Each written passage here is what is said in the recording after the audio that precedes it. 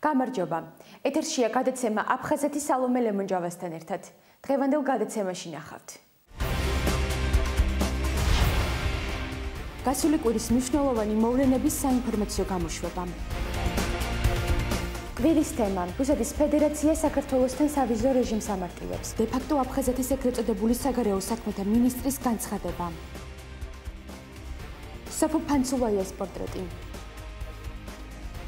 მიამბე აფხაზეთზე ჩვენი სტუმარია ონის სეონიანი. გასული კვირის მნიშვნელოვანი მოვლენების საინფორმაციო გამოშვება.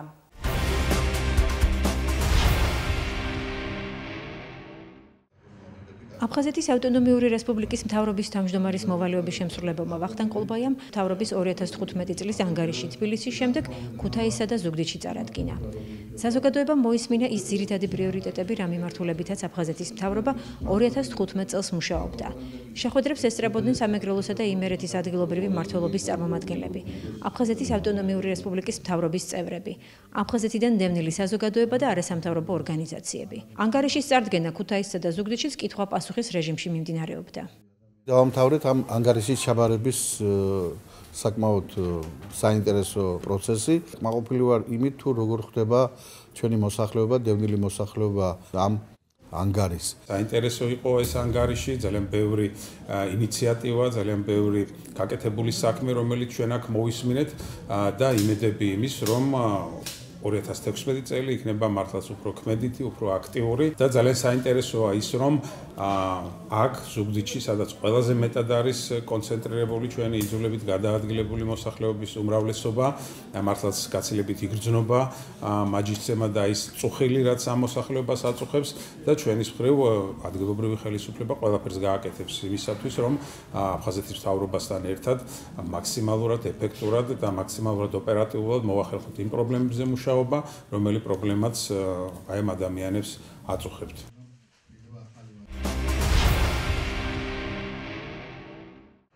ბათუმის მუსიკალურ ცენტრში სრულიად საქართველოს კათოლიკოს პატრიარქის, მცხეთა თბილისის მთავარეპისკოპოსის, ბიჭვინთისა და ცხუმაფხაზეთის მიტროპოლიტის უწმინდესისა და უნეტარესის ილია მეორის ლოცვა-კურთხევით ქართველი და აფხაზი ახალგაზრდობის სოლიდარობის დღე აღინიშნა.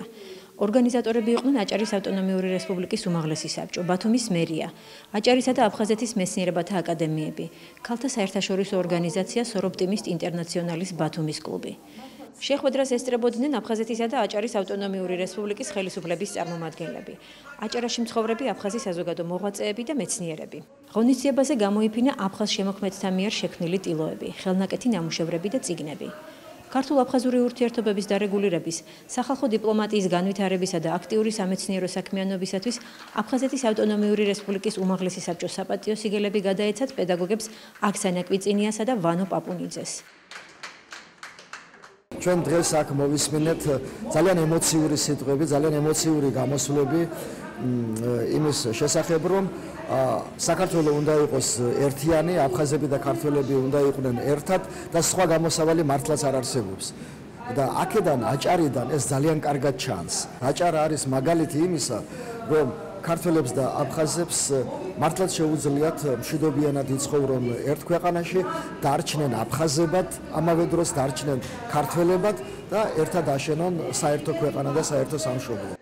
დასასრულს აჭარის ავტონომიური რესპუბლიკის უმაღლეს საბჭოში აფხაზეთის მთავრობის წევრებთან, აფხაზეთისა და აჭარის ავტონომიური რესპუბლიკის უმაღლესი საბჭოს დეპუტატებსა და აჭარაში მოღვაწე პროფესორებთან შეხვედრა გაიმართა, სადაც განხილულ იქნა აჭარაში მცხოვრები აფხაზეთიდან დევნილი მოსახლეობის პრობლემები, აფხაზური სკოლისა და ქართულ-აფხაზური კულტურული ცენტრის შექმნის საკითხი, ერთობლივი მიმდინარე და სამომავლო პროექტები. გამოიკვეთა აფხაზეთისა და აჭარის ტელევიზიების დამოუკიდებელი მაუწყებლობის მნიშვნელობა.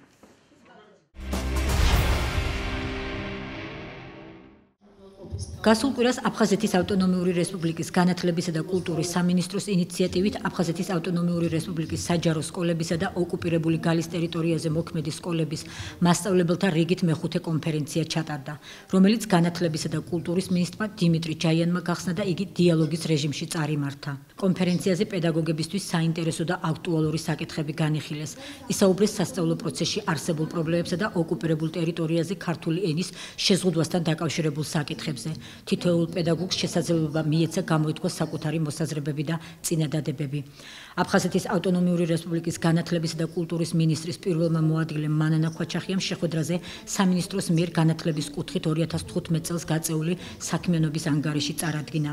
მინისტრის მოადგილემ ყველა იმ წარმატებულ პროგრამაზე ისაუბრა, რაც სამინისტრომ მიმდინარე წელს განახორციელა, მათ შორის აფხაზური ენის სწავლების პროგრამაზეც. კონფერენციაზე როგორც წესი გაჟღერდა ისეთი საკითხები, როგორიც არის საგანმანათლებლო სისტემაში რეფორმის კვალდაკვალ 2016 წელს დაგეგმილი სიახლეები, რომლებიც უშუალოდ პედაგოგებს ეხება.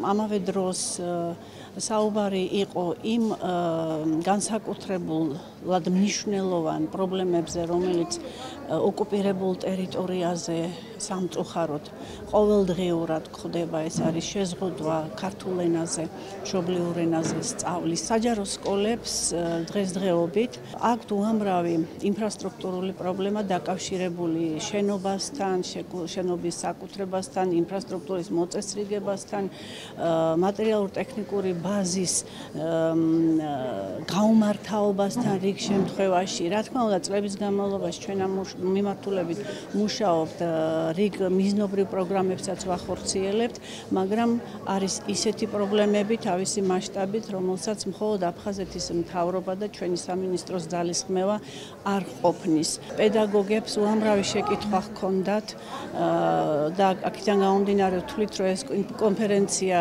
ნამდვილად საჭირო იყო და თავისი მისია შეასრულა. მასწავლებელთა პროფესიული განვითარების ეროვნული ცენტრის წარმომადგენელმა ნინო ფეტვიაშვილმა აფხაზეთის საჯარო სკოლების პედაგოგებისთვის აფხაზური ენის შემსწავლელი სატრენინგო კურსის პროგრამა წარმოადგინა, რომელიც 2016 წლიდან ამოქმედდება.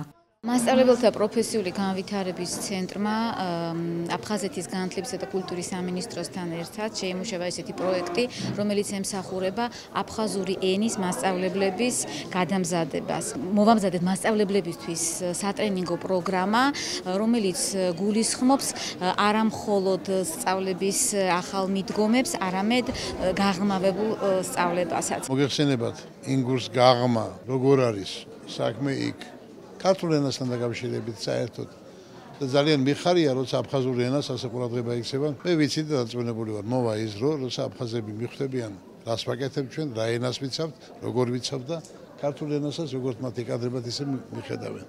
შეხვედრას აფხაზეთის ავტონომიური რესპუბლიკის ხელისუფლების, არასამთავრობო ორგანიზაციებისა და საქართველოს განათლებისა და მეცნიერების სამინისტროს წარმომადგენლებიც ესწრებოდნენ. კონფერენცია არის უმნიშვნელოვანესი, რადგან აქ ხდება განხილვა იმ პოლიტიკის, იმ სტრატეგიების, რასაც ახორციელებს განათლებისა და მეცნიერების სამინისტრო, რაც რა თქმა უნდა ვრცელდება აფხაზეთის პედაგოგებზეც.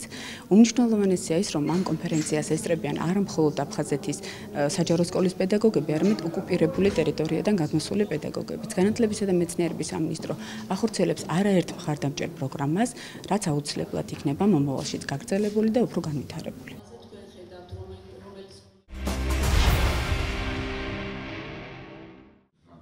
ახალგაზრდები ნდობის აღდგენისა და შერიგების პროცესები. ასე ეწოდება პროგრამას, რომლის ფარგლებში მასტერკლასი ჩატარდა. ღონისძიებაში ახალგაზრდებთან ერთად მონაწილეობა მიიღეს ადგილობრივმა და საერთაშორისო ექსპერტებმაც. შეხვედრის მთავარი თემა იყო ახალგაზრდების ჩართულობა ნდობის აღდგენისა და შერიგების პროცესებში. ასევე სამშვიდობო ინიციატივათა ხელშეწყობა. ეს იქნება ძალიან მნიშვნელოვანი ფაქტორი იმისათვის, რომ მათი ჩართულობით ხელი შეეწყოს საქართველოში დემოკრატიულ პროცესებს. აფხაზეთის მთავრობა განსაკუთრებულ ყურადღებას უთმობს ნდობის აღდგენისა და შერიგების პროცესებში ახალგაზრდების ჩართულობას. აქ არ არის მხოლოდ დევნილ ახალგაზრდებზე საუბარი არის როგორც საქართველოში მცხოვრებ ახალგაზრდებზე, ასევე უცხოეთში მცხოვრებ ახალგაზრდებზე, რომლებიც ამ საკითხებით არიან დაინტერესებული. ჩვენ ვისაუბრეთ არა მხოლოდ საქართველოს შიგნით არსებულ ქართულ-აფხაზურ და ქართულ-ოსურ პრობლემატიკაზე, არამედ ქართულ-რუსულ ურთიერთობებზე, ასევე შევეხეთ ზოგადად მოვლენებს, რომლებიც პირდაპირ ნირიბად ეხება საქართველოს, გულისხმობ თქვათ უკრაინაში მიმდინარე ამბებს, გულისხმობ იგივე ახლო აღმოსავლეთში განვითარებულ მოვლენებს. ამგვარი შეხვედრები მნიშვნელოვანია, უნდა მოხდეს ახალგაზრდებთან ასთა გაცვლა გამოცვლა. აფხაზეთის მთავრობის ერთ-ერთი მთავარი მიმართულებაა ახალგაზრდების ჩართვა სამშვიდობო პროცესში. მთელი წლის განმავლობაში ჩვენ ბევრი რამ გავაკეთეთ ამ პროცესის გასაღმავებლად. მოწვეული არიან მაღალი კლასის სპეციალისტები, ექსპერტები, კონფლიქტოლოგები, ასე რომ რა თქმა უნდა ძალიან მნიშვნელოვანია ჩვენ ამ მიმართულებით საქმიანობას მუშაობას გავაგრძელებთ. მასტერკლასის მიზანია ახალგაზრდებში დემოკრატიული ღირებულებებისა და სამშვიდობო ხედვების განვითარება. ამ მიმართულებით სამომავლოდაც არაერთი პროექტი თუ ღონისძიებაა დაგეგმილი. წარმოვადგინეთ აფხაზეთის ახალგაზრდულ მოტივაციას, რომელიც დაკომპლექტებულია აფხაზეთიდან გადმოსული სტუდენტებით. ძალიან მნიშვნელოვანია დღევანდელი ფორუმი იმისთვის, რომ ახალგაზრდებში ჩამოყალიბდეს ერთიანი აზრი აფხაზეთთან მიმართებაში, მშვიდობიანი და ჰუმანური დამოკიდებულება. ასეთი ფორუმები დარწმუნებული ვარ, ხელს შეუწყობს კონფლიქტის დადებითად მოგვარებას. ჩვენ ჩავატარეთ საქართველოს ახალგაზრდული ფორუმი 2015 დეკემბრის თვეში, საიდანაც წამოვიდა იდეა, რომ დღეს ამ ახალგაზრდებისთვის კიდევ ერთხელ თავი მოგვეყარა და მათთვის პროფესიონალი ტრენერების მიერ ჩაგვეტარებინა მასტერკლასები და რა თქმა უნდა მე მიმაჩნია, რომ ამ მასტერკლასებმა ნამდვილად გამოიღო შედეგი, იქიდან გამომდინარე, რომ ჩვენი აქტიური სტუდენტები, ასევე სკოლის მოსწავლეები, სხვადასხვა ორგანიზაციების წარმომადგენლები უკვე აქტიურად ჩაერთვებია სამომავლო პროექტებში.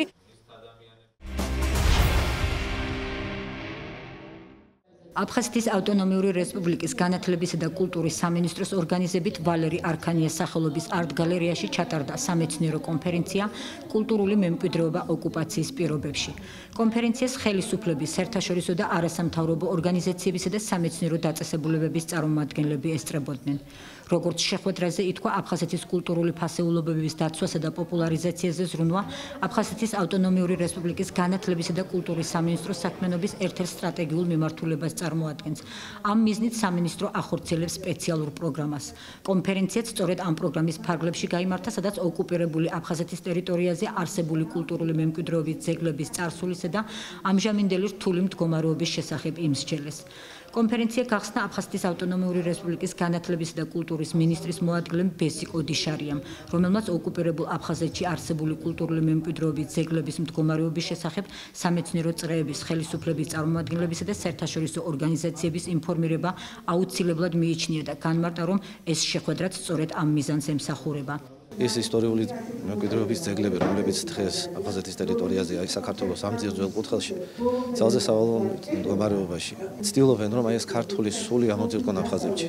მიუხედავად ამისა, ისტორიული კანონზომიერება, რომელმაც განსაზღვრად ქართველთა და აფხაზთა ერთად თანაცხოვრების ბედი, წარმოუდგენელია ამ ისტორიის გარეშე, იმ ძეგლების გარეშე, რომელიც დღეს აფხაზეთის ტერიტორიაზეა. ამიტომ თვითონ ამ კონფერენციის მნიშვნელობაც იმაზე მეტყველებს, რომ კიდევ ერთხელ უჩვენოს საერთაშორისო საზოგადოებას. ვინც დაინტერესებულია ამ ძეგლებით, რომ ეს არის საქართველოს კულტურის, მისი ისტორიის განუყოფელი ნაწილი. შეხვედრაზე აფხაზეთის ავტონომიური რესპუბლიკის განათლებისა და კულტურის სამინისტროს კულტურულ ფასეულობათა დაცვის სამსახურის მიერ 2015 წელს გაწეული საქმიანობის ანგარიში მთავარმა სპეციალისტმა ქეთევან დავითაიამ წარმოადგინა. გალის რაიონის ტერიტორიაზე ფაქტიურად 11 ტაძარს და ციხეს არ ქონდა კულტურული მემკვიდრეობის ძეგლის სტატუსი. ჩვენმა სამსახურმა შექმნა ეს პრეცედენტი და 5 ეკლესიას დღესდღეობით და ერთ წარჩეს ციხეს მივანიჭეთ კულტურული მემკვიდრეობის ძეგლის სტატუსი. დღესდღეობით ვამზადებთ იუნესკოს პერიოდულ ანგარიშს კულტურული თვითგამოხატულობის დაცვისა და ხელშეწყობის კონვენციის ფარგლებში. ჩვენ ვცდილობთ, რომ საერთაშორისო ასპარეზზე დაფიქსირდეს ეს კულტურული მემკვიდრეობა, რომელიც დღესდღეობით იმყოფება ოკუპაციის პირობებში. ვინაიდან ვფიქრობთ, რომ მხოლოდ საერთაშორისო ორგანიზაციებს შეუძლიათ დაგვეხმარონ. გარდა ამისა, შევეცადეთ გაგვეხორციელებია ისეთი საბიუჯეტო პროექტები, რომელიც ძირითადად კულტურულ ფასეულობათა პოპულარიზაციასა და დაცვაზე იქნებოდა ორიენტირებული. აგრეთვე გამოვეცით ალბომი კულტურული მემკვიდრეობა აფხაზეთში, რომელშიც მოვახდინეთ ინფორმაციის სისტემატიზაცია, რათა ერთიანი სახით მოკლედ ლაკონურად ყოფილიყო წარმოდგენილი. შეხვედრაზე აფხაზეთის კულტურული მემკვიდრეობის საკითხებზე და ამჟამად ოკუპირებულ აფხაზეთში არსებულ მდგომარეობაზე ისაუბრეს ხელოვნებათმცოდნეობის დოქტორებმა ლეილა ხუსკივაძემ, ასმათ ოქროპირიძემ და თამარ ხუნდაძემ, გალის რაიონის საგანმანათლებლო რესურს ცენტრის უფროსმა ნონა შვენიამ, აზერბაიჯანის კულტურის ატაშემ საქართველოში სამირა აგაევამ. This conference is very important for our region. ჩემთვის უმნიშვნელოვანესია ამ კონფერენციაში მონაწილეობა, რადგან მშვიდობა კულტურასა და კულტურულ მემკვიდრეობას ემყარება. აფხაზეთსა და ყარაბაღში კულტურული მემკვიდრეობის ძეგლების კუთხით იდენტური მდგომარეობაა. ჩვენ ვცდილობთ, რომ გადავარჩინოთ კულტურული ფასეულობები, მივმართოთ საერთაშორისო ორგანიზაციებს, ვიყენებთ საერთაშორისო კონვენციებს, რათა მათი დახმარებით პრობლემის მოსაგვარებლად წინადადებები შევიმუშავოთ. აღინიშნა, რომ სამეცნიერო კონფერენციის მასალები გამოიცემა ბუკლეტის სახით და სამეცნიერო წრეებში გავრცელდება, გადაეგზავნება ბიბლიოთეკებს, უმაღლესი სასწავლებლებისა და აფხაზეთის ავტონომიური რესპუბლიკის საჯარო სკოლების სამკითხველოებს და ოკუპირებული გალის რაიონში განთავსებულ საშუალო სკოლებს.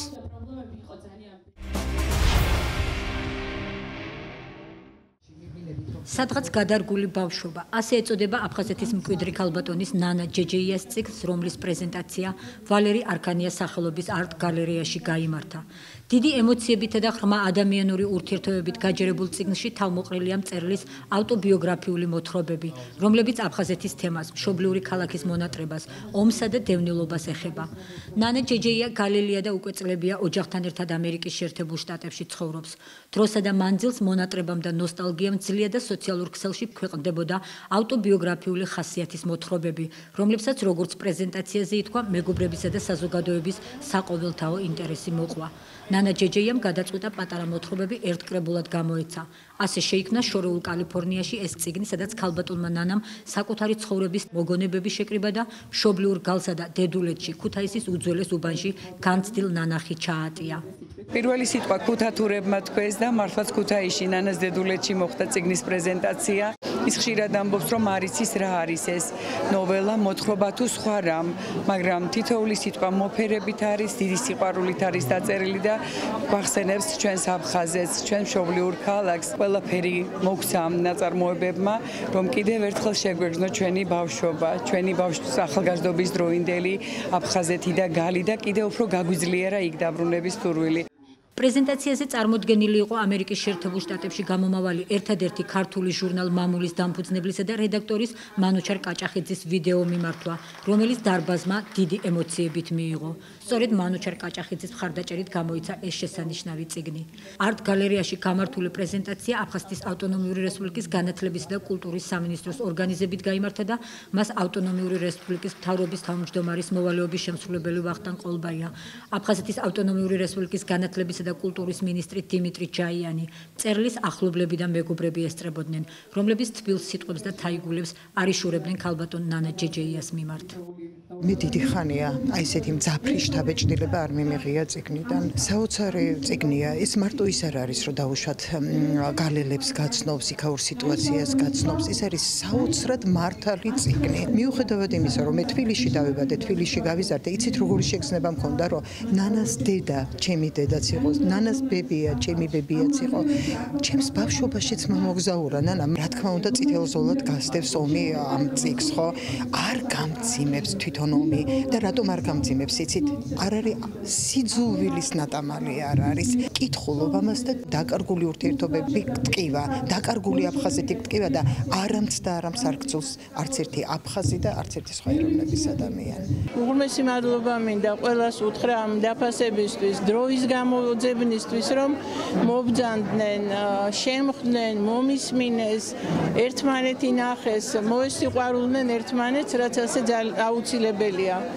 წიგნს რაც შეეხება, ეს არის ჩემი სულის ამოძახილი და ვანდე ამ საზოგადოებას მე ეს ჩემი გმირები.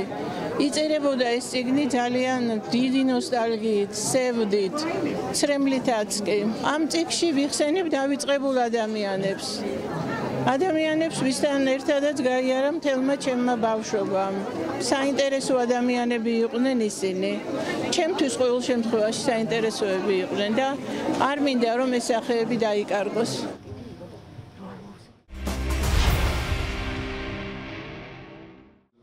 საზღვრის მიღმა ასე ეწოდებოდა გამოფენას, რომელიც მიგრანტთა საერთაშორისო დღეს მიეძღვნა. ღონისძიება ჩატარდა საქართველოს ოკუპირებული ტერიტორიებიდან იძულებით გადაადგილებულ პირთა განსახლებისა და ლტოლვილთა სამინისტროს სახელმწიფო პროგრამის ფარგლებში. გამოფენაზე წარმოდგენილი იყო სამშობლოში დაბრუნებული მიგრანტების ნახატები და ფოტოები. ჩემ ნამუშევრებს რაც შეეხება არის აბსტრაქცია, ფერწერა, შერეული ტექნოლოგია და ტექნიკით შესრულებული. ნათელი ფერები, რაღაც პოზიტივი, უფრო ძირითადად. ჩემ შინაგან სამყაროს გადმოვცემ ტილოზე. უცხო ქვეყანაში წასულ ადამიანს ჭირდება თავისი ქვეყნის მხარდაჭერა, ამიტომ მივესალმებ დღევანდელ ღონისძიებას. წელს არის პირველი წელი, როდესაც საქართველოს მთავრობამ გამოყო თანხა საქართველოს იმ მოქალაქეების დასახმარებლად, რომლებიც უკანონო მიგრანტები იყვნენ და დაბრუნდნენ საქართველოში. მათ შორის შემოქმედებითი ნიჭით დაჯილდოებული ადამიანიც არის, ამაზე მეტყველებს არის ნახატები, რომლებიც არის გამოფენილი და ის კალენდარი, რომელიც სწორედ ამ მათი ნახატების გამოვაცით ჩვენ ძალიან მაღალ დონეზე შესრულებული ხელოვნების ნიმუშებია. მომავალ წლებში ეს დახმარება კიდევ უფრო გაიზრდება. 17 წლიანი ემიგრაციის შემდეგ დაუბრუნდი შარშან ზაფხულში საქართველოში. სიმართლე რო გითხრათ, მოლოდინს გადააჭარბა სიტუაციამ საქართველოში. მე ამაყება რომ ცხოვრობ უკვე ისეთ ქვეყანაში, სადაც თავს გძნობ დაცულას, გძნობ მთავრობის მხრიდან მხარდაჭერას, მინდა რომ მოუწოდო ემიგრანტებს, რომ უფრო მეტი შემართებით დაბრუნდნენ საქართველოში და ეს ქვეყანა მათ ხელგაშლილი ჩაეხუტებათ. ღონისძიება საგრანტო კონკურსში გამარჯვებული არასამთავრობო ორგანიზაცია VPR ჯგუფის ორგანიზებით მოეწყო. და მასში სახელმწიფო უწყების, საერთაშორისო და არასამთავრობო ორგანიზაციის წარმომადგენლები მონაწილეობდნენ. მიგრანტთა საერთაშორისო დღე დაარსებულია გაეროს გენერალური ასამბლეის მიერ და 2000 წლიდან აღინიშნება. 4 წელია საქართველოში ვცხოვრობ. ბედნიერი ვარ, რომ დღეს აქ ვარ და ერთად აღვნიშნავთ მიგრანტთა საერთაშორისო დღეს. ეს განსაკუთრებული დღეა მთელ მსოფლიოში, რათა მიგრანტების მიმართ სოლიდარობა გამოვხატოთ. დღეს აქ გამოფენილია რამდენიმე ქართველი მიგრანტის ნახატები და ფოტოები. ამ ადამიანების ემიგრაციაში ყოფნა საკმაოდ რთული იყო და ადვილი არ არის ამის შემდეგ სამშობლოში დაბრუნება, საზოგადოებაში ინტეგრირება. საქართველოს მთავრობა ძალიან ეხმარება მიგრანტებს და ბედნიერი ვარ, რომ მეც ამ პროცესის მონაწილე ვარ. მინდა მთავრობას მადლობა გადაუხადო იმ ნაბიჯებისთვის, რაც ამ მიმართულებით გადაიდგა.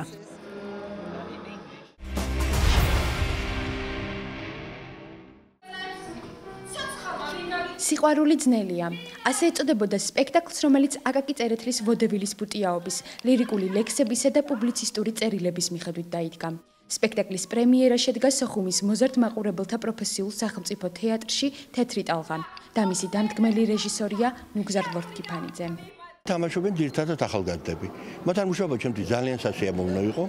ყველანი ისინი მონდომებულები არიან, ენერგიულები, ძალიან გატაცებით მუშაობდნენ. მე მინდა რომ კარგად მიიღოს მაყურებელმა სპექტაკლი, მე მინდა რომ მათ გაიცინონ, იხალისონ, გაერთონ და დიდი აკაკის შემოქმედებას გაიხსენონ. მე ვთამაშობ გიორგის ესე ვთქვათ ქუთათურების ერთ-ერთ წარმომადგენელს. შევეცადეთ რომ გაგვესახიერებინა ის არისტოკრატიული დახვეწილი ქუთაისელები. ისეთი სპექტაკლია, რომ თითქმის ყველა ასაკზეა გათვლილი. აკაკი წერეთელი ძალიან მიყვარს და ეს სპექტაკლი ძალიან მომეწონა მაგიტომ. მინდა რომ კიდევ განმეორდეს და აუცილებლად მოვალ.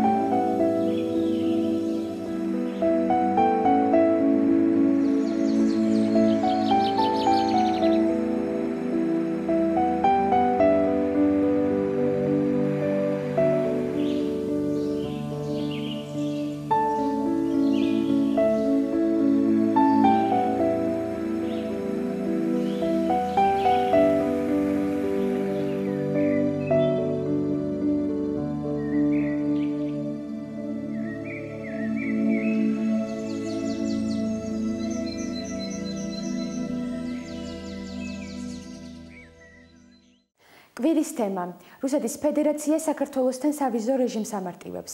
ამავდროულად დე-ფაქტო აფხაზეთის ეგრეთ წოდებულმა საგარეო საქმეთა მინისტრმა ვიაჩესლავ ჩირიკბამ მორიგი განცხადება გაავრცელა. უფრო დაწვრილებით ჩვენს სიუჟეტში მოგითხრობთ.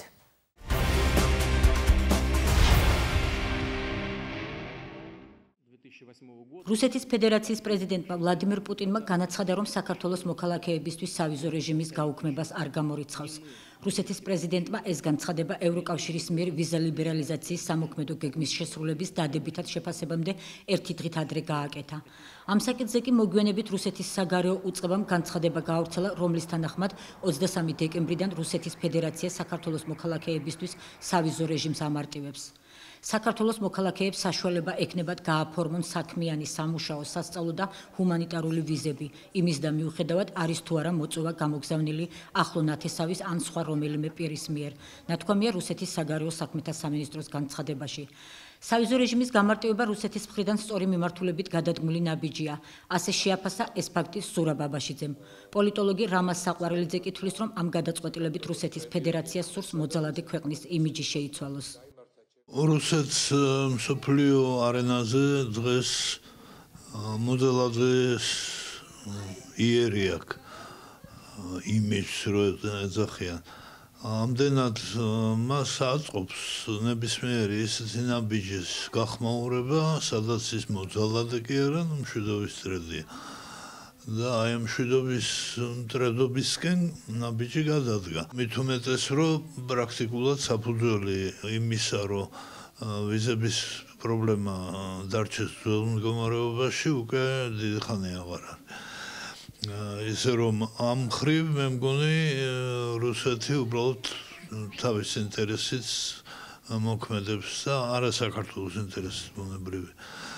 რაც შეეხება იმ ტიპის პრობლემებს, რასაც პარალელურად აკეთებს, წარმოშობს რუსეთი, ეს ერთის მხრივ გაერთიანებული თავდაცვის ჯგუფების შექმნა აფხაზეთში, რუსულ-აფხაზური, ეგ შეიძლება მივიჩნიოთ, რომ რუსული. შეიარაღების დამატება, ძლიერი შეიარაღებისა, რომელსაც რამდენიმე ასეულ კილომეტრზე შეუძლია მტრის განადგურება. ეს ყველაფერი მაინც მგონია, რომ მემართულია თურქეთთან დაპირისპირებისკენ, აფხაზეთის ტერიტორია თურქეთს ესაზღვრება და ამდენად რუსეთი დაინტერესებულია იქ ძლიერი სამხედრო ბარიერის შექმნა უზრუნველყოს და სირიის თემაზე ყველას რუსეთს აინტერესებს და გამორიცხული არ არის, რომ ამ თემაში ჩართოს უკვე აფხაზური კომპონენტი. არ გამოვრიცხავ, თუმცა ასე ანალოგიური ნაბიჯები რუსეთს ბევრია გადადგმული, როდესაც იმედებს უჩენს ამა თუ იმ მხარეს, ამ შემთხვევაში აფხაზურ მხარესაც ხშირად ჰქონია ასეთი იმედები და მე რა თქმა უნდა მოქმედებს თავის ინტერესით. თავის მხრივ საოკუპაციო რეჟიმს სირიის მიერ აფხაზეთის დამოუკიდებლობის აღიარების მოლოდინი აქვს. De facto აფხაზეთის ეგრეთ წოდებულმა საგარეო საქმეთა მინისტრმა ვიაჩესლავ ჩირიკბამ განაცხადა, რომ აფხაზეთი და სირია ამ ორ ქვეყანას შორის ურთიერთობების გამტკიცებით და გაღრმავებით დიდად არიან დაინტერესებულნი. ჩირიკბას განმარტებით რუსეთის ფედერაციაში სირიის ელჩთან რიად ხადართან შეხვედრისას მხარეებმა განიხილეს აფხაზეთში სირიელი აფხაზების რეპატრიაციის საკითხები და ორმხრივი თანამშრომლობის შესაძლო მიმართულებები. ქართული მხარე მიიჩნევს, რომ ესეც რუსეთის პროვოკაციული ქმედებების ნაწილია. რუსეთმა ეს თუ შეიძლება ეთქვას შემოაგდო ეს თემა იმაზე მინიშნებით, რომ თუ დასავლეთმა სირიაში რუსულ ინტერესების უგულებელყოფა მოახდინა და ამის ნიშნები არის, გამორიცხული არაა რუსეთმა გადაადგმევინოს სირიას ეს ნაბიჯი. დღევანდელი ოფიციალური სირიის ადმინისტრაცია რუსეთზე ჩამოკიდებულია და აფხაზეთს კი არა ნებისმიერ რამეს აღიარებს თუ რუსეთს დაჭირდა. ეგ კომპონენტიც უმიზნებს საერთაშორისო საზოგადოების დამოკიდებულებას რუსეთისადმი. რეალობას მოკლებულია და მე არ ამგონია, რომ სირიისთვის აი ამ ვითარებაში, შექმნილ ვითარებაში სწორი მესეჯია, რომ იზრუნოს აფხაზეთის დამოუკიდებლობის თემას. ვფიქრობ, გარდა პრაგმატულობისა, რაც უნდათ რომ ახასიათებდეს, თამაში ძალიან დიდი ემოციაა ჩადებული. ემოციურად ურთულეს მდგომარეობაში იმყოფება აფხაზური საზოგადოება, ჩირიკბაც მათი ნაწილია. და ვფიქრობ, ჩვენგან მეტი დადებითი მესიჯი უნდა ესმოდეს აფხაზებს, რათა აი ესეთ ცარიელ მოლაპარაკებებს მნიშვნელოვანწილად აზრი დაეკარგოს. ზრუნავს თავისი პოზიციის გამართლებისათვის, მაგრამ რეალურად პერსპექტივა იმისა, რომ აფხაზეთი იქნება აღიარებული სახელმწიფო ძალიან ნაკლებია, ამას ნიშნის მოგებით არ ვამბობ, ვფიქრობ ჩვენ უფრო პრაგმატულები უნდა ვიყოთ. მიუხედავად ამისა, აფხაზური მხარე მუდმივად ილუზიებშია და ეგრეთ წოდებული საგარეო საქმეთა მინისტრი ვიაჩესლავ ჩირიკმა აფხაზურ სააგენტო სპუტნიკთან ინტერვიუში ქართულ მხარეს მოუწოდებს აფხაზეთის დამოუკიდებლობა აღიაროს. თვითმარქვია მინისტრი თვლის, რომ საქართველოს მიერ აფხაზეთის დამოუკიდებლობის აღიარება და აფხაზეთთან სახელმწიფოთა შორისო ურთიერთობების დამყარება მთელი რეგიონისთვის მომგებიანი იქნება. პოლიტოლოგი რამაზ საყვარელიძე მიიჩნევს, რომ აფხაზური მხარე მიზანმიმართულად ავრცელებს მსგავს განცხადებებს და ამ მოთხოვნის შესახებ 90-იანი წლებიდან მოყოლებული საუბრობს. აქვე განმარტავს, რომ ისტორიული პრინციპების გათვალისწინებით ეს მათი მიუღწეველი ოცნებაა. აფხაზები დიდი ხანია მაგას ეძახიან პრაქტიკულად, მას მერე რაც გადადგეს ის ნაბიჯი, რაც გადადგეს საქართველოსგან, საქართველოს მიმართავენ იმ წინადადებით, რომ საქართველო გახდეს მათი დამოუკიდებლობის ამღიარებელიც და გარანტიც. ფორმულა არის, რომელიც პერიოდულად ამოტივტივდება, გამოითქმება, გამოიგზავნება, თუნდაც იმისთვის, რომ მერე ისტორიაში ჩაიწეროს, რომ აფხაზებს ასეთი ინიციატივა ჰქონდათ.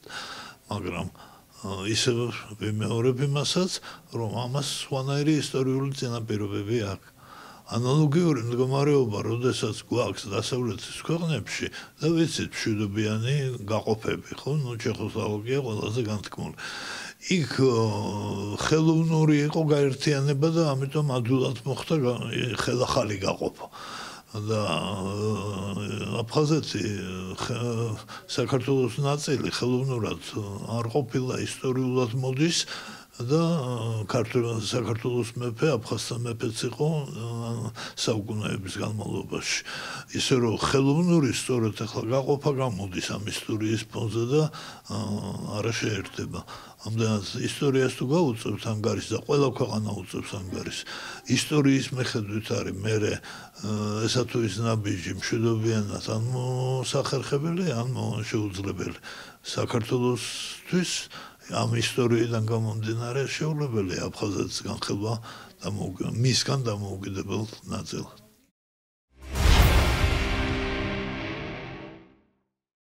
რუბრიკაში პორტრეტი წარმოგიდგენთ თბილისის ზაქარია ფალიაშვილის სახელობის ოპერისა და ბალეტის სახელმწიფო აკადემიური თეატრის ბალერინას სოფო ფანცულაიას. მე ვარ სოფო ფანცულაია, ვარ სოხუმელი და ვარ ბალერინა.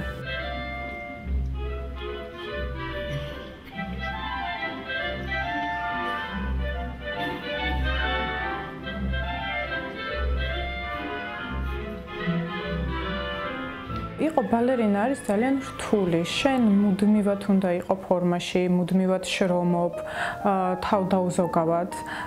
ძალიან საპასუხისმგებლო არის ეს ყველაფერი. მიუხედავად იმისა, რომ შეიძლება ერთი თვის წინ გქონდეს ნაცეკვი რაღაც სპექტაკლი, ერთი თვის შემდეგ შენ მაინც უნდა ირეპეტიციო, მაინც თავიდან იწყებ ყველაფერს.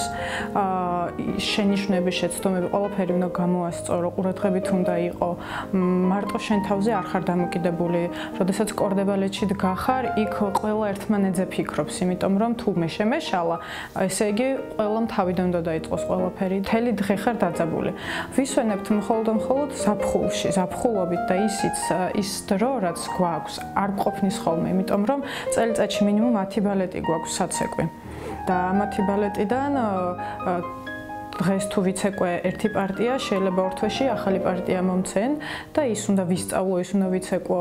ანუ სულ რაღაცა სიცოცხლე არის, სულ დატვირთული ხარ, სულ რაღაცნაირად ხარ, კარგად ხარ.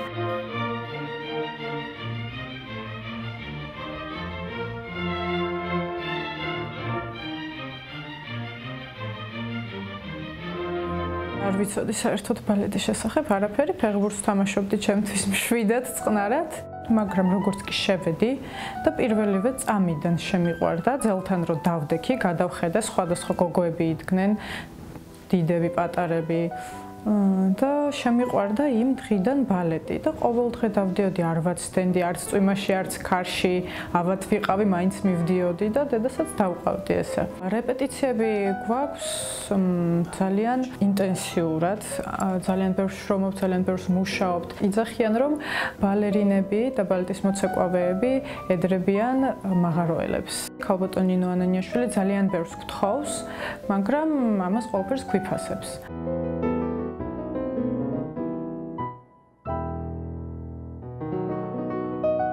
ჩვენი ფიზიკური დატვირთვა ყოველდღე იწყება ერთნაირად. ანუ გვაქვს კლასი, ხურდებით ვიწყებთ ნელ-ნელა. კლასის მერე გვაქვს დაახლოებით 20 წუთიანი ან 10 წუთიანი დასვენება და მერე იწყება ინტენსიური რეპეტიციები თავისი სრული დატვირთვით.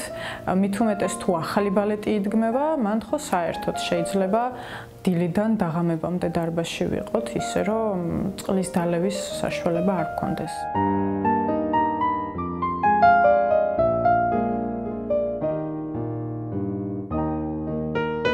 კლასიკური ბალეტი საერთოდ არის ძალიან რთული იმით, რომ შენი სხეულით უნდა ილაპარაკო, უნდა მოყვე შენი მოსაყოლი, უნდა გადმოსცე ყველაფერი, მაგრამ ეს ხდება ჩარჩოში, ზომიერების ფარგლებში, იმიტომ რომ ყველაფერს აქვს თავისი წესი და კანონი, არ უნდა გადაუხვიო არსად, არ შეიძლება, უბრალოდ არ შეიძლება. როდესაც უკვე ხარ შენ ბალეტის მსახიობი, შენ არ ხარ ჩვეულებრივი ადამიანი. და უკვე გაქვს შენი სამყარო და მით უმეტეს, როდესაც რაღაცა ბალეტს ცეკვავ, იმ ბალეტს აქვს კლასიკურ ბალეტს, იმ ბალეტს აქვს თავისი შინაარსი და შენ თვითონ იჯერებ იმას, რასაც ცეკვავ. აუცილებლად უნდა დაიჯერო და ეს, როდესაც შენ ამ ჯადოსნური სამყაროს ნაწილი ხდები და გჯერა და გიყვარს, მოგწონს, ამ მუსიკასთან ერთად ხარ შერწყმული, მაყურებელს უნდა გადასდო ეს ყველაფერი და მერე აი მართლაც არის მთელი ზღაპარი.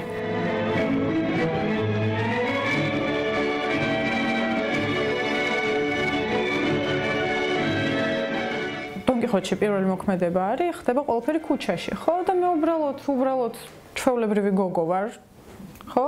და ესეთ ჩვეულებრივი ესპანელი გოგო უნდა ვიყო, თქვათ. გედების ტბაში კიდე არის სხვადასხვა ცეკვები ნაციონალური და შენ უნდა დაიჯერო, რომ შენ ხარ პოლონელი, ვთქვათ, ან ესპანელი. ყველაფერი უნდა დაიჯერო, ეს ხასიათი, მუსიკა, სახე, მიმიკა და მაშინ მე მგონი ყველაფერი გამოდის.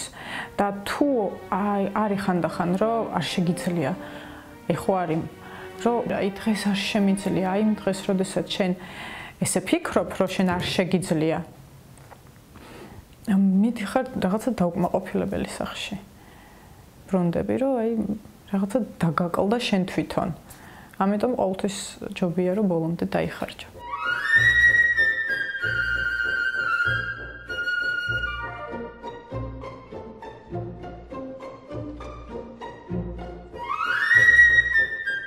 მე მყავს ოჯახი, ჩემი მეუღლე დათო და ჩემი მეორე პრინცესა ანა და ლილე.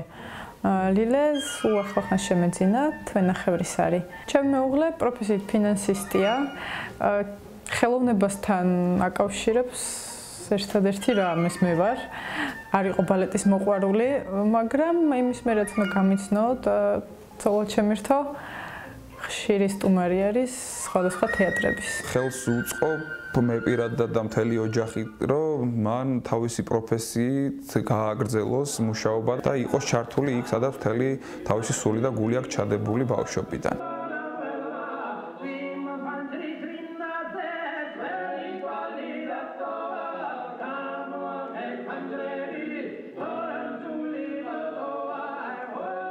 ყოველ დღე უფრო და უფრო მიყვარდება. ანუ ისე არ არის, რომ პირველი ნახვით შემიყვარდა, ეგრე არ მოხდა. მომეწონა ძალიან, მაგრამ უბრალოდ მომეწონა და მორჩა და მე დროთა განმავლობაში მივხვდი, რომ ძალიან მიყვარს და კიდე უფრო და უფრო მაოცებს.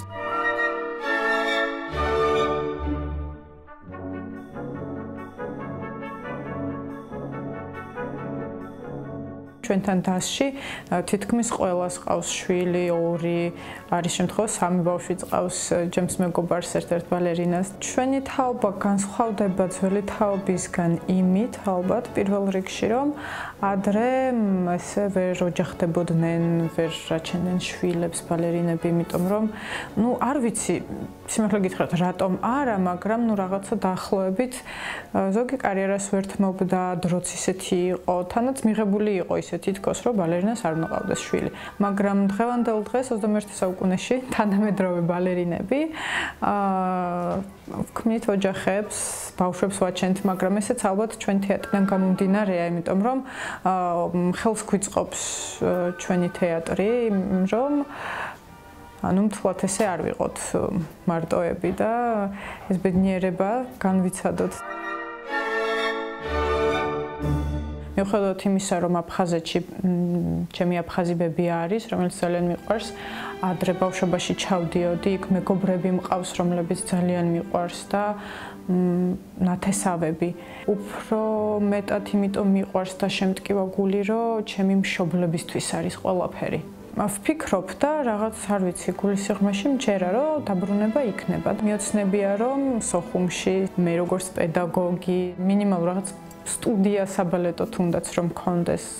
ეგეთი ოცნებები მაქვს. სამწუხაროდ მე არასდროს არ ვარ ნამყოფი სოხუმში და თვითონ აფხაზეთში არც ერთ ქალაქში ძალიან გული მწყდება. 10-11 წლის ვიყავი და მახსოვს, როგორ დავკარგეთ ამ ხელა ტერიტორია, დევნილების გადმოსვლა და მოკლედ ძალიან სუდად მახსოვს და ძალიან მტკივნეულია დღემდე. ძალიან პატარა ვიყავი, როდესაც აფხაზეთის ომი დაიწყო და წამოვედით იქედან, მაგრამ აი ეს ალბათ ძალიან მძაფრი პერიოდი იყო ცხოვრების და ამიტომ მკვეთრად მახსოვს. აი მართლა ისე კარგად მახსოვს, ხანდახან მგონია რომ რაღაცა ფილმს უყურე გუშინ და ალბათ ეს მაქვს ჩაყოლილი. მახსოვს რაღაც ავტობუსი იყო, რომელიც ხალხს აგროვებდა და მე მიყავდა აეროპორტში. იმ ავტობუსში რომ ჩავსხედით მე, ჩემი და დედა ჩემი და მამა ჩემი გვაცილებდა, იმიტომ რომ თქვა რომ მე აქედან არსად არ წავალო.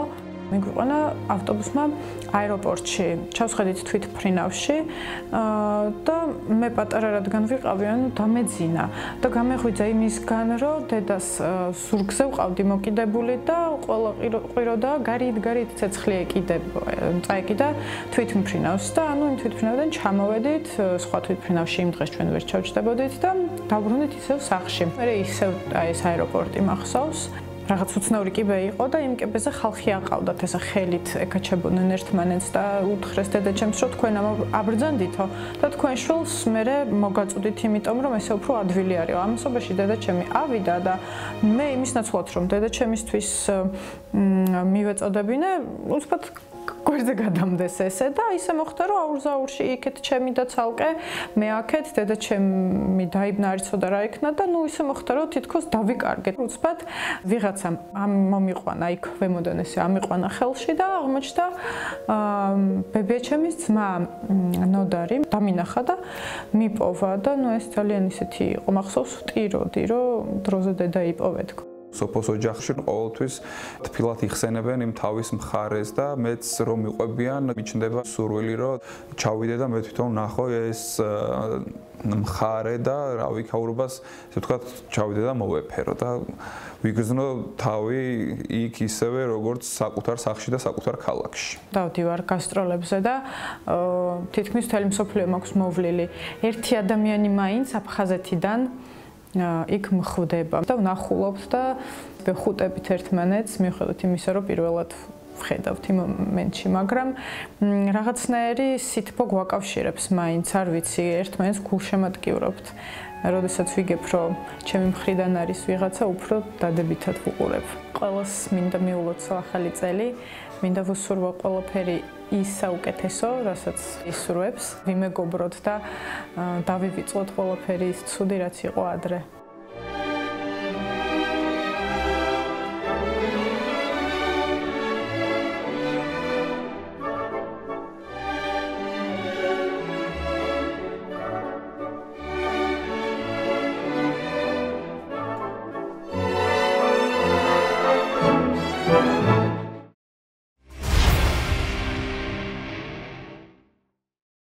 დემბე აფხაზეთზე.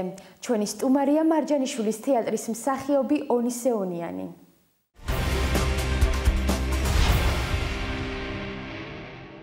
ყველა ქართველისთვის მე მგონი მტკივნეული თემაა და მოკლედ აფხაზეთის ხსენების დროს ყველა ადამიანს რაღაცა სევდა ეღვრება ხოლმე სულში და ჩემშიდაც იგივე სიწევს რა თქმა უნდა, იმიტომ რომ იყო ჩემ ბავშვობაში, უკვე მოზრდილი ვიყავი, თინეიჯერებს რო ეძახენ მაგ ასაკში ვიყავი, როდესაც ჩვენი სასიმღერო ანსამბლი წავიდა მიუსერაში, სადაც იყო საბავშვო ბანაკი და თვენახევარი დავყავი იქ. ვიხსენებ ხოლმე იქ ყოფნის პერიოდს, როგორი კარგი იყო, როგორ გავდიოდით ბავშვების სანაპიროზე, როგორი არაჩვეულებრივი ფირუზისფერი ზღვა იყო, არაჩვეულებრივი ცა უღრუბლო ნამდვილად და ღრუბელი ნამდვილად არ ქონდა აფხაზეთისას. გარდა იმისა, რომ საღამოობით კონცერტი გქონდა და მღეროდით და ამ ბანაკში მაცხოვრებელ ბავშვებს უტარებდით არაჩვეულებრივ კონცერტებს, რა თქმა უნდა საბავშვო კონცერტებს და რაღაცა დასვენების დროს, ეხლა შეიძლება არც თქვენ არ იცით და ბევრმა აქეთ მცხოვრებმა ადამიანებმა არ იციან, იქ სანაპიროზე ძალიან ახლოს არის კლდესავით არის, სადაც ამ ქვას ნატეხს ვიღებდით და იმდენად ძალიან მიულად ითლება ეს ქვა და ვთვლიდით იმისგან სხვადასხვა ფიგურებს და სხვადასხვა რაღაცები გამოყავდა. იცის ახლა მე რაზედაც მიუთითებ და რაზედაც ვამბობ. ეს იმ წუთში ღიმილით გაიხსენებს და ხოლმეც მახსოვს. მაშინ ვიყავი ალბათ 13-14 წლის, როცა მე მანდ ვიმყოფებოდი. დღესაც სიამოვნებით ვიხსენებ და ცოტა შეიძლება არ მეტყობა, მაგრამ შინაგანად სევდა ეს მიძლიერდება ხოლმე, იმიტომ რომ ეს გენატრება ადამიანს, ეს გინდა ბოლო-ბოლო შენი შვილები გინდა წაიყვანო და აჩვენო. ყოველთვის ვამბობთ ხოლმე, როდესაც ჩვენ ჩავდივართ სხვა სანაპიროებზე, დასასვენებლად სხვა ვიყვარს ყველას, ყოველთვის ყველა ამბობს ამას, აფხაზეთის სხვა იყო. კარგად მახსოვს კიდე იქ იყვნენ აფხაზი ბავშვები, რომლებიც ჩვენთან ერთად თამაშობდნენ. გაიარა რაღაცა პერიოდმა იმ თვენახევარმა, მე მოხდა ისე, რომ ჩვენ სოხუმიდან და წამოსვავთ მატარებლით და შეფერხება იყო და უნდა დავლოდებოდეთ. მოგვიწია სოხუმში გასეირნება თვითონ ამ ქალაქში, ამ სიმწვანეში, ამ პალმების ქალაქში. ხალხიც არაჩვეულებრივი. ძალიან მტკივა და წუხარ ამის გამო, იმიტომ რომ მე ისევ გეძახის ეს ყველაფერი, კარგი მოგონება და ისევ გინდა მას შეხვდა. ხშირად ვინახავს ხო წარწერები და დაუბრუნდეთ აფხაზეთში თუ ჩვენ მალე დაუბრუნდებთ. აი სულ მithქვამს ხოლმე ღმერთო, მალე. პირდაპირ ასოციაცია, სადაც მივდივარ, აი ხაც ამ წუთში, როცა გესაუბრებ, მე თითქოს ფეხში შველი ვარ, წყალში ვდგევარ.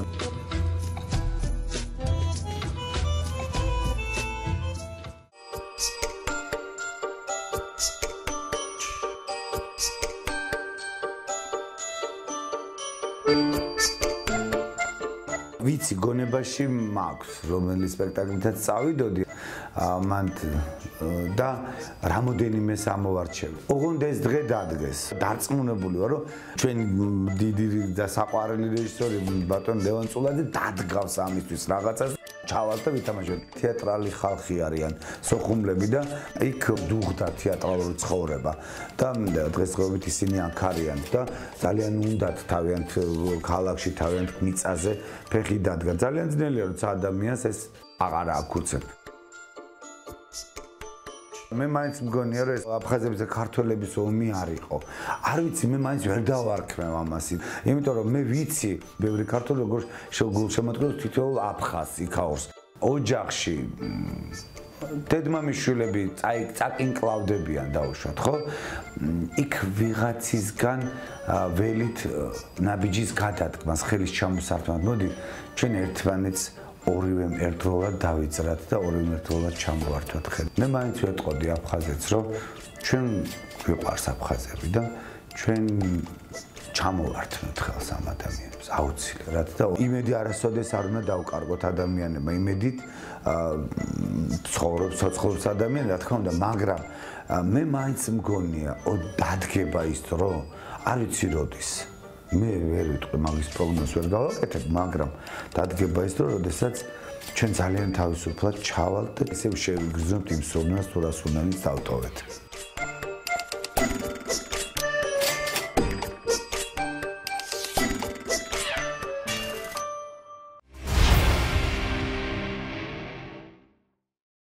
ჩვენ ერთი კვირით გემშვიდობებით, ხოლო სამშაბათს დილის 10 საათზე უყურეთ გადაცემა აფხაზეთს აფხაზურ ენაზე. ნახვამდის.